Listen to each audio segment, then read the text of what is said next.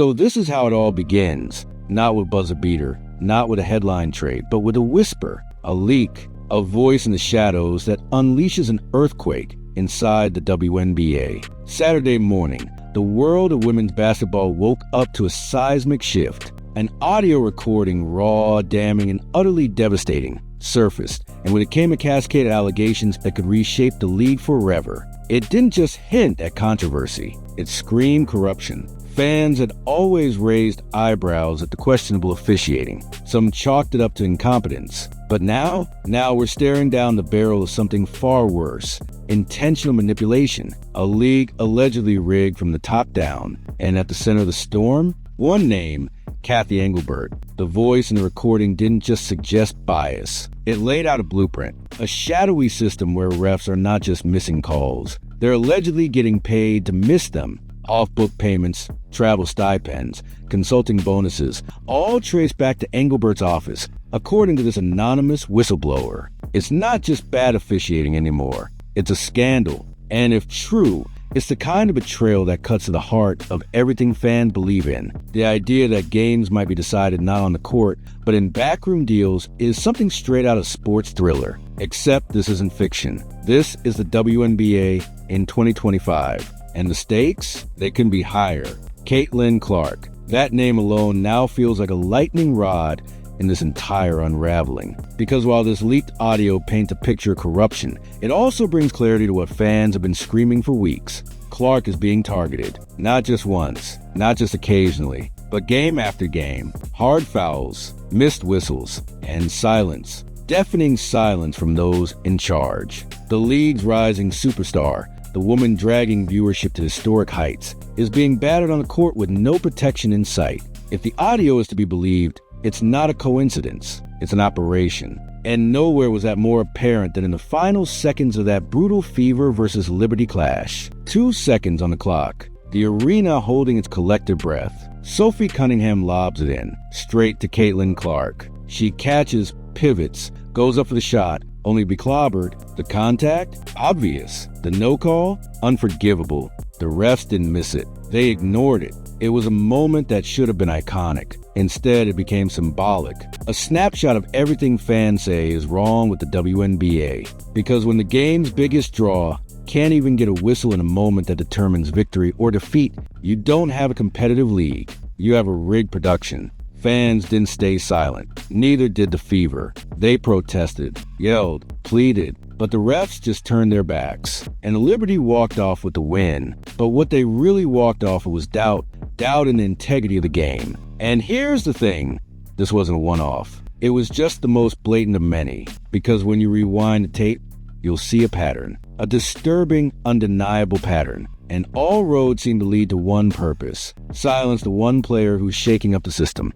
Clark's treatment has been a slow-burning fuse. Back in the game against the Connecticut Sun, it lit up again. 3 minutes into the first quarter. Clark, ever the fearless shooter, pulls up from deep. Dana Bonner charges and collides and sends her off balance. Clark looks at the ref, expecting justice. She gets nothing. Not a whistle, not a glance, just silence. It's the kind of moment that doesn't just affect one play. It changes the tone of the entire game. And just like that, a foul that would have been automatic for any other star becomes invisible when it's Caitlin Clark. The story repeats itself. Against the Seattle Storm, the hits kept coming. Easy-eye Magbegger body checks Clark on the screen. No call. A thunderous drive to the rim ends with Clark taking not one, not two, but 3 hits. No call. No explanation. And fans? They're no longer confused. They're furious. They're connecting dots. Because it's one thing for a rookie to face a rough welcome.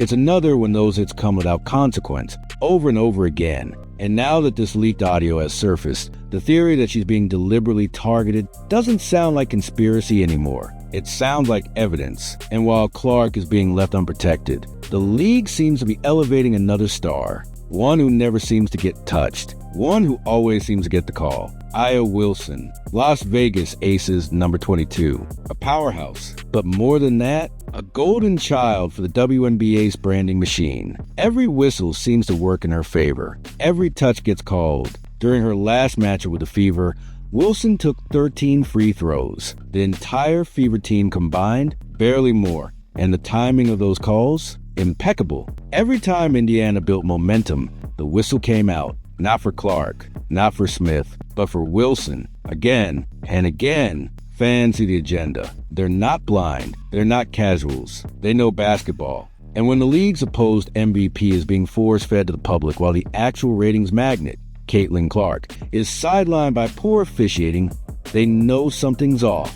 Especially when a nationally televised Aces game recently pulled in just 100,000 viewers. That's not a superstar. That's a marketing fail. Meanwhile, Clark's worst-rated game still pulled over 500,000. The numbers don't lie, but the league's silence? That says plenty. Even coaches have had enough. Stephanie White, Fever head coach, finally snapped. In her post-game comments, she dropped the polite diplomacy and went full truth mode. Minus 31 free throw discrepancy, she said. We're attacking the rim. And the disrespect? Unbelievable. That wasn't a coach making excuses. That was a leader calling out a broken system. And it only further validates what the fans have been saying for weeks. This isn't bad luck. It's systemic. And if you listen closely to that leaked audio, it sounds like it might be intentional. And now there's whispers of betting. Quiet rumors that some refs might be taking advantage of their positions for payouts. It wouldn't be the first time.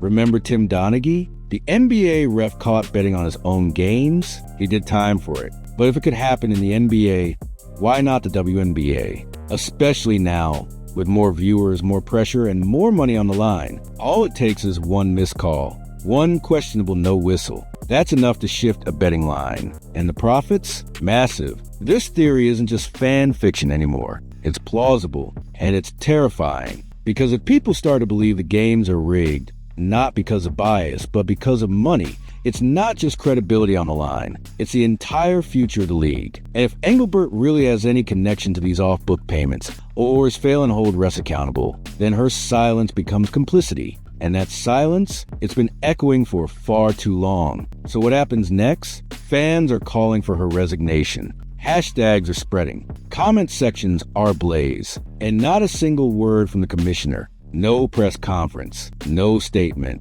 Just more silence. Meanwhile, players are getting bruised, coaches are speaking out, and the league is teetering on the edge of a PR cliff.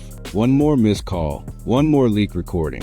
That might be all it takes to send this entire thing tumbling down. Which brings us to Adam Silver, NBA commissioner, the man many believe could save the WNBA. Fans are begging for a takeover, a reset, a new era of accountability. Because if Silver were to step in, the message would be clear: this league matters, the players matter, and the fans, they matter most of all. It will be drastic, controversial, maybe even unprecedented. But it might also be the only thing left that can salvage the WNBA's credibility. Because here's the harsh truth. The league is running out of time. Sponsors don't want controversy, but the league won't stick around if fans stop trusting the product. And players? They won't stay in a league that puts politics over protection. This is a league built on empowerment, on progress. But what does that mean if the games aren't fair? If the stars can't be safe? If the fans feel duped? Those are the questions Engelbert must answer. But so far, she hasn't even acknowledged they exist. So here we are, at a tipping point, at the edge of the precipice where a league either finds its moral compass or plunges headfirst into a future stained by scandal. The clock is ticking, not just for Cathy Engelbert, but for everyone tied to the credibility of the WNBA. Because in the world of professional sports, trust is currency, and once it's gone, once fans no longer believe what they're watching is real, you can't get that back. You can't rebuild on a foundation made of silence and shadows. This isn't just about Caitlin Clark anymore. This is about the soul of the league itself. And what's even more alarming is that the ripple effects are already being felt. Behind closed doors, sources are whispering about sponsors pulling back, hesitant to renew contracts until this cloud clears. Major networks are reportedly reevaluating primetime slots. Some are even beginning to ask whether televising games that carry such baggage is worth the risk. These aren't rumors born out of conspiracy. These are corporate realities. Money moves with certainty, and right now, the WNBA feels anything but certain. Clark's camp has reportedly begun documenting each questionable officiating moment,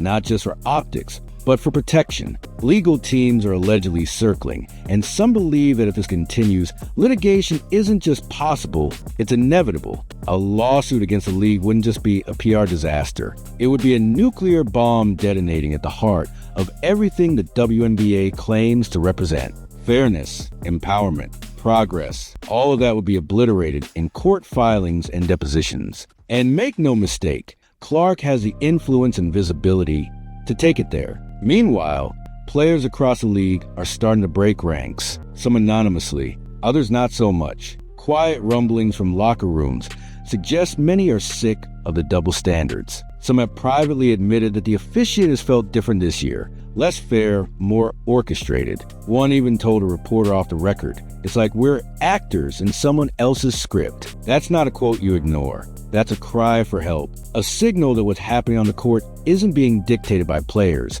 but by unseen forces pulling strings from above. And speaking of those unseen forces, what exactly is going on inside Cathy Engelbert's office right now? Her refusal to speak is baffling, alarming, cowardly even, because in times of crisis, leadership steps forward. It doesn't retreat behind closed doors. Engelbert's silence is not neutrality. It's an indictment. It gives oxygen to conspiracy theories, fuel to the public outrage, and credibility to the claims outlined in the leaked audio. She could squash it all with one press conference, one show of transparency. But instead, she hides. But the league speaks volumes. Adam Silver, on the other hand, has kept his statements vague.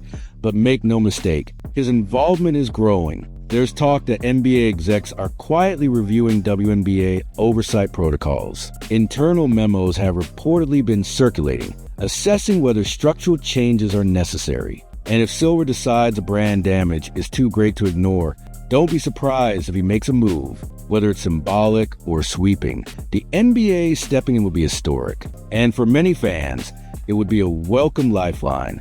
But what about the referees? The ones supposedly on the take? The ones whose names haven't been released yet, because rest assured, if this investigation continues, names will leak. The public will learn who's been making those phantom calls, who's been missing the most obvious fouls in WNBA history. And when that happens, reputations will be ruined, careers will implode, and trust, already fractured, may never recover. The gambling angle only adds gasoline to the fire. Sports betting is legal now in more places than ever before. The margins are razor thin. One missed foul, one added free throw. That's the difference between winning and losing thousands, sometimes millions of dollars. And if there's even a whiff that WNBA games are being tilted for betting lines, that's it. The feds will step in, and they won't be gentle. We're talking subpoenas, wiretaps, and indictments. This isn't just a league scandal. This could become a federal crime scene. But the irony in all of this? Caitlin Clark wasn't just the WNBA's future.